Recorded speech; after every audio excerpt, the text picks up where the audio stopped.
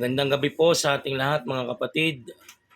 Salamat po muli na sa pagkakataon na ito na ako po ay binigyan ng pribilehiyo na magbahagi ng ating salita ng Diyos. Purihin po ang Panginoon. Naway nasa mabuti po kayong mga kalalagayan at ngayong gabi po ay nasa ika-4 na yugto na po tayo ng ating devotion, daily devotion. 40 yugto na po. Napakatagal na ang tema po natin ngayon ay my greatest longings, dreams, and aspiration to do in my life for the glory of God. Purihin po ang Panginoon. Bago po ako mag-share ng salita ng Panginoon at yung aking longings, dreams ay tayo muna po ay manalangin mga kapatid. Salamat Lord sa pagkakataon muli na ako po ay makapagbahagi ng salita mo. Tunay po na napakabuti mo, napakadakila mo. Wagas ang pag-ibig mo at patuloy kong itinataas. Panginoon, ang gabing ito Lord, pangunahan niyo po ako at ang lahat ng aking pong mabanggit ay para sa kalwalhatian mo Panginoon, para ikay mag-glorify o Diyos. Salamat po Ama, sa ngalan ng Panginoong Yesus. Amen, amen. May babasahin lang po akong verse na napakaganda na matatagpuan po natin sa Efeso 3:20 hanggang 21. Ang sabi po dito, sa Kanya na makakagawa ng higit pa kaysa maaari nating hilingin at isipin, sa pamamagitan ng Kanyang kapangyarihan na kumikilos sa atin. Sa Kanya nawa ang kalwalhatian sa pamamagitan ng Iglesia at ni Kristo Jesus sa lahat sa sasalinlahing magpakailanman. Amen. Ang higit na makakagawa po ay ang Diyos na maaari nating hilingin at isipin. Amen. Ang Diyos lang po ang makakagawa niyan. Dahil po sa Kanyang kapangyarihan na nasa sa atin, na kumikilos po sa ating buhay sa tulong po ng banal na Espiritu ng Diyos. Sa Kanya nawa ang kalwalhatian sa pamamagitan ng Iglesia at ni Kristo Jesus sa lahat sa salinlay magpakailanman. Amen. Kaya ang topic po natin ngayon ay yung longings, dreams, and aspiration to do in my life for the glory of God. Amen. Purihin po ang Panginoon. Naalala ko po ang longings, my greatest longings, dreams, and aspiration to do in my life. Ang aking pong pinapangarap na para sa kalwalhatian ng Diyos ay unang-una po no ako'y nag-start bilang lingkod ng Diyos, no ako'y tinawag po ng Panginoon, nangangarap po ako na magkaroon po kami ng simbahan, church. Yung talagang masasabi mong church na hindi basta-basta magigiba ng bagyo. Kasi po talagang pag bumabagyo po kasi nagigiba po talaga yung pinaggaganapan po namin ng service. Nung ako'y nag-start as a pastor, 3 years akong Christian tapos naging pastor, ay nagkaroon na ako ng pangarap na hinihiling sa Diyos na magkaroon kami ng simbahan na kapag umuulan ay hindi na inaalis yung mga gamit, hindi na nagmamadali. Purihin ang Panginoon at yung pangarap na yon ay nangyari. Yun ang sagot. Mayroon akong pangarap na nasagot na ang Panginoon, na sinagot na ng Panginoon. Pero marami pa po akong ibabahagi sa inyo. Ito yung result. At may mga kasunod na gusto ko pang inihiling ko sa Panginoon na kalwalhatian. Di pangarap ko din na magkaroon ng bahay. Natupad din. At yung bahay na yon na pinagawa po namin ng aking asawa ay yun po ang naging worship hall namin. Na ngayon po ay doon kami doon po ang aming ngayong pinaka-church sa San Juan. Purihin po ang Panginoon. Sabi ko nga may bahay na, may church pa. Yun ang pangarap ko nung ako'y talaga nag-i-start dito sa Talahiban 1 na as pastor. Na kasi nakikita ko na yun ang kailangan na kapag habang dumadami, habang maraming sumisimba na mas maganda may mas maluwang, mas maganda din may mas komportable na pinaggaganapan. Purihin po ang Panginoon kasi unang plano po namin noon ay hindi naman po yon ang gagawing simbahan, yung bahay namin. Na kasi may lupa pong sabi idodonate po si Sister Ines. Ngayon po ay hindi pala yun ang sabi nga kung ano yung kapahintulutan at kalwalhatian ng Diyos ay mangyayari. Nangyari po yung kalwalhatian at kapahintulutan ng Diyos. Noong time na yun po ay talagang nangusap po ang Diyos na sa aming mag-asawa na itong pinagawa ninyong pinapangarap na bahay ay bakit hindi na lang gawin na worship hall. At talagang purihin ng Diyos at natupad po yung dreams na yun ayon sa kalwalhatian ng Diyos. Talagang purihin po mo siya ang makakagawa ng mga hinihiling natin. Siya yung makakagawa ng ating mga nasa isip na gusto mangyari. Kaya nagpapasalamat ako sa Diyos kasi mahigit 2 taon na po kami nakalipat at nagiging maganda po ang umuunlad ang gawain po ng Panginoon. At nagpapasalamat din ako sa Lord na ang longing dreams ko pa ay yung pinakapangarap ko pa doon sa simbahan ma-extend, mas mapaluang pa. At sabi ko, ikaw ang Diyos na nagbigay sa akin ng biyayang ito. Ikaw din ang magdadagdag yung pangangailangan ko upang mas mapaluwang, mas mapalawak ang loob ng simbahan. Upang marami pang kaluluwa pumasok at sumamba sa iyo na kami sama-samang puri sa Panginoon. At sabi ko nga ayon sa kalooban ng Diyos, ito'y mangyayari. Nagpapasalamat ako sa Diyos. Hindi lang ako ang nagpe-pray pala noon. May kabataan na nagpe-pray na ito ang gagawin sa simbahan. Salamat sa Lord. Dahil hindi lang ako ang nangangarap ng ganon. At napakaganda ng kagustuhan din ng mga kabataan na ganito mangyari. Hindi lang isa ang nananalangin. At alam ko mangyayari ito ayon sa kalooban ng Panginoon na mas mapapaluwang pa namin yung simbahan na maraming dadalo't sasamba sa Panginoon. At ang isa ko pang pinapangarap, yung mga kapatid ko din, makasama ko sa pagsambat, makakilala sa Panginoon. Kasi ilan lang kami, marami kami. At ang ilan lang sa kapatid ko, ang kasama ko sa pagsamba. Yung iba'y malalayo. Ang panalangin ko na makakilala sila, may gamitin din tao. Ako mismo, gamitin sa kanila na maging daanan ng pagpapalang spiritual at makarinig sila at makakilala sa Panginoon.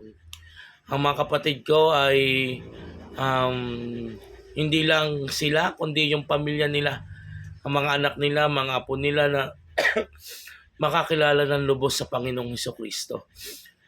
Na mas maganda yung buong sambayan makakilala sa Diyos ayon sa kalwalatian niya. Alam ko to mangyayari to kasi dati nag-start kami, isa lang kapatid kong kasama, ngayon isa, dalawa, dalawa na sila. Yung isa ay nakakarinig na, nababahagi ng ko na. Dati ayaw talagang makarinig ng Word of God. Ngayon, sila mismo ay nag-i-amen na rin, nag-heart. Yun. Purihin ng Panginoon. Alam ko mangyayari na ang dreams na ito na pinapangarap ko yung mga kapatid ko, mga kasama ko sa pagpupuri sa Diyos. Dahil mababago din sila katulad ng pagbabago na ginawa ng Diyos para sa akin. Ang aking ina dati, sabi niya ay pag gumaling ako, naglingkod ako, sabi niya sasama ako sa iyo na magpupuri sa Panginoon. Yun, kasama naman namin ang aking ina na nakakilala na rin sa Panginoon, na talagang inalis niya lahat ang kanyang bisyo na dati naninigarilyo. Yun ang dreams din niya na mawala. Ngayon, wala na, as in matagal na siyang walang sa ganong bisyo. Salamat sa Panginoon. Pangalawa, ang dreams ko din, nawa kami mag-asawa, magkaanak. Kasi yun ang talagang panalangin ko. Pero Lord, kahit isa man lang na ibigay mo itong hinihiling ko, talagang sobra-sobrang pagpapala sa na ibinigay mo sa talagang alam ko mangyayari ito sapagkat hindi ako nawawala ng pag-asa. Ito'y ayon sa kalooban ng Diyos na kami pong mag-asawa ay magka-baby. Talagang hindi ako nawawala ng pag-asa kasi ang Diyos kailanman hindi ako pinagpawalang bahala o pinahindian. Kasi lahat ng aking panalangin na ay nangyayari ayon sa kalooban ng Diyos. Talagang alam ko may mga aayusin sa aming mag-asawa, yung matres ng asawa ko aayusin, yun ako mismo, kung kailangan may ayusin, ayusin ng Panginoon. Sapagkat kami ng aking asawa talagang nangangarap nito, magkaanak kami na kung saan naniwala ako ang makakagawa lang nito ay ang Diyos dahil sa kabutihan at kabaitan at dahil sa kapangyarihan niya. At pangatlo, nangangarap pa rin ako na makapag-aral. Makapag-aral kasi gustong-gusto ko talaga din pong maging teacher. Dati, kasi kapos nga kami, walang pampaaral. Hindi pa naman uso dati. Aywan ko ba kung uso na nun yung mga scholar o hindi lang talagang nagkaroon ng pagsasaayos para makapag-aral dahil nagtrabaho na.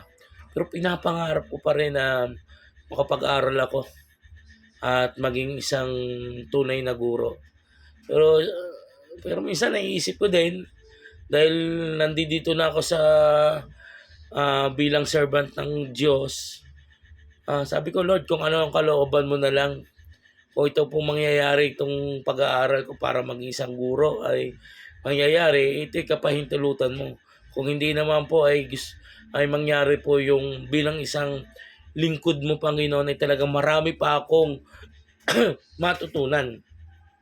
At hindi lang naman po, sabi ko sa Panginoon, hindi lang naman po ang pag-aaral, ang pagiging guro ang gusto ko pong para makapag-aral, kundi gusto ko din pong pag-aral pa ng Bible School, Church Management, ang course na kung saan kasi ito pagsasaayos sa loob ng simbahan. Gusto ko talaga po ito at na mangyari din.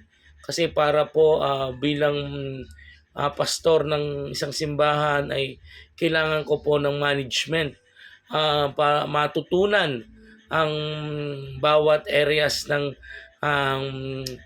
simbahan. Talagang yan po ang kailangan ko bilang isang lingkod ng Diyos, servant of God. Kaya sabi ko, Lord, ayon sa kalooban mo mangyayari ito. Kasi kung ako lang sa sarili ko, ay wala akong kakayahan kasi pag-aaral na lang ng church management. Hindi naman yan basta-basta libre o ano man, may bayad din yan. Sabi ko, Lord, ikaw magpo-provide ng lahat ng aking mga pangangailangan. Yun, tunay po na gusto ko pa rin lumalim. Yan. Yan, lumalim. As a Christian, kahit ako'y pastor na, gusto ko pang marami pa akong malaman, na gusto ko pang lalo pang ma-encounter ang Diyos, sapagkat ang kapangyarihan ng Panginoon ay kahit sabi mo nararanasan mo na, gusto ko pa lalong maranasan, at gusto ko pa lalong makilala ang Diyos at magpakilala sa akin. Yan lagi ang aking panalangin, ang aking minimiti sa Panginoon.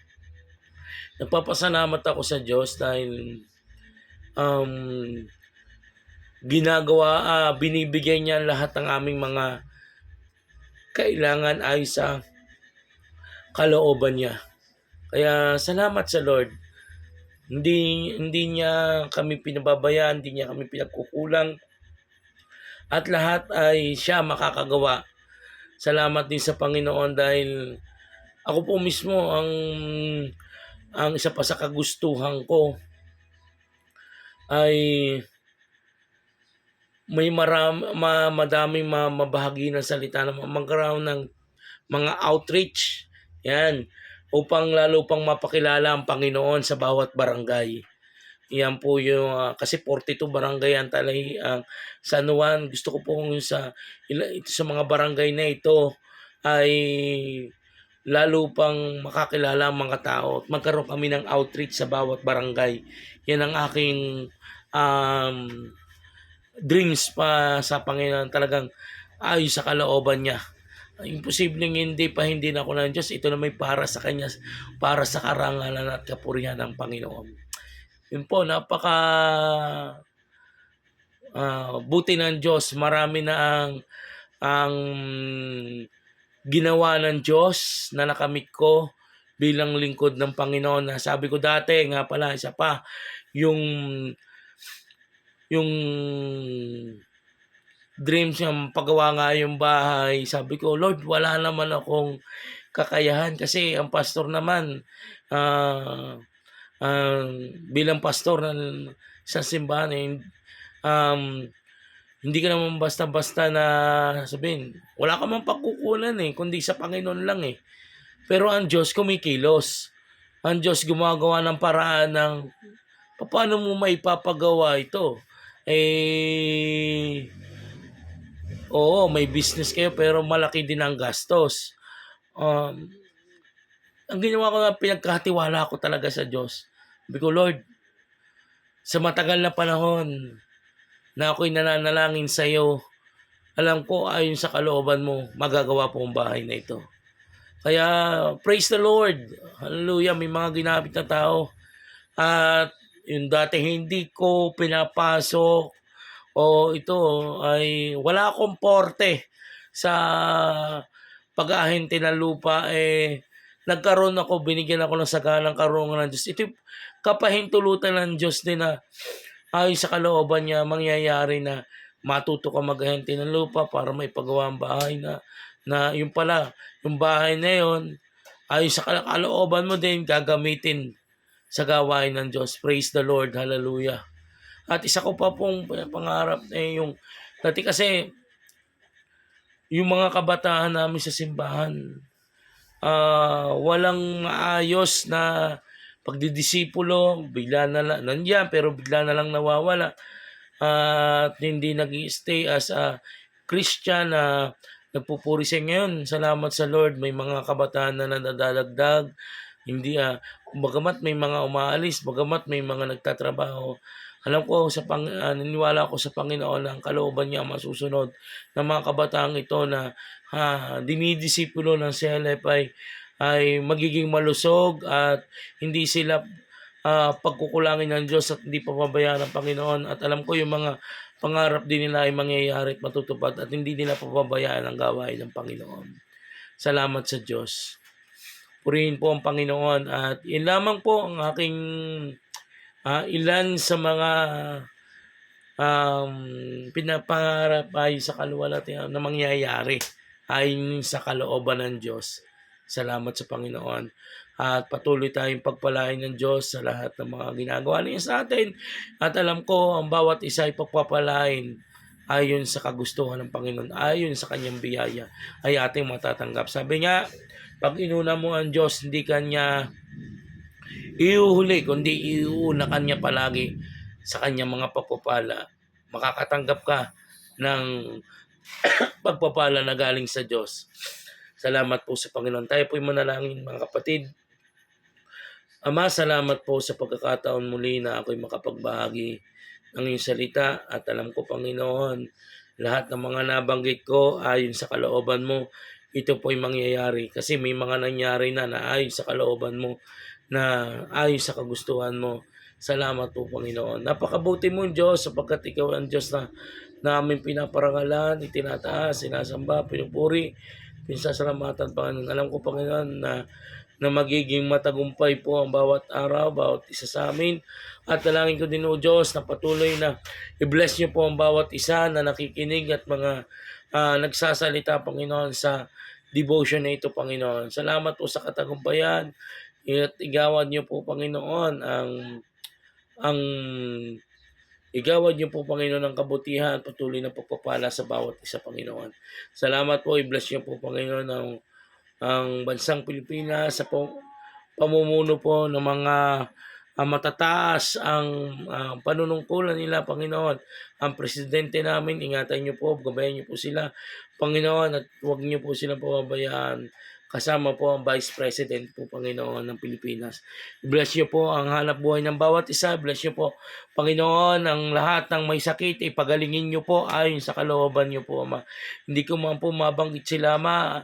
Lahat ng mga binanggit na na pangalan sa morning devotion po palagi ni Tatay Alvin, Panginoon, tuwing alas 5 ay, Ama, i-bless niyo po itong gawain ito na marami nang gumagaling, nagpapatotoo sa iyo. Ama, salamat po dahil ang mga taong ito bumubuti na po ang kalagayan at patuloy na pinagpapala po, Panginoon, sa at binibless niyo po ang gawain nila, Panginoon. Salamat po, Ama. Mabuti kang Diyos, wagas ang pag-ibig mo. Hiling ko po, Panginoon, na patuloy niyong pagpalain ng bawat isa sa amin. Salamat po, Lord, at panalangin ko din, O Diyos, sa mga pastor na lingkod po ninyo, Panginoon, sa sele, Panginoon. Kayo, O Diyos, ang mag-bless, magbigay ng kalakasan. Panginoon, salamat po, Ama. Napakabuti mong Diyos, napakabait mong Diyos. Pinupuri ka namin, Lord, sinasamba ka namin. Panginoon, salamat po, Ama, sa pangalan ng Panginoong Yesus. Amen and amen. Purihin po ang ating Panginoon.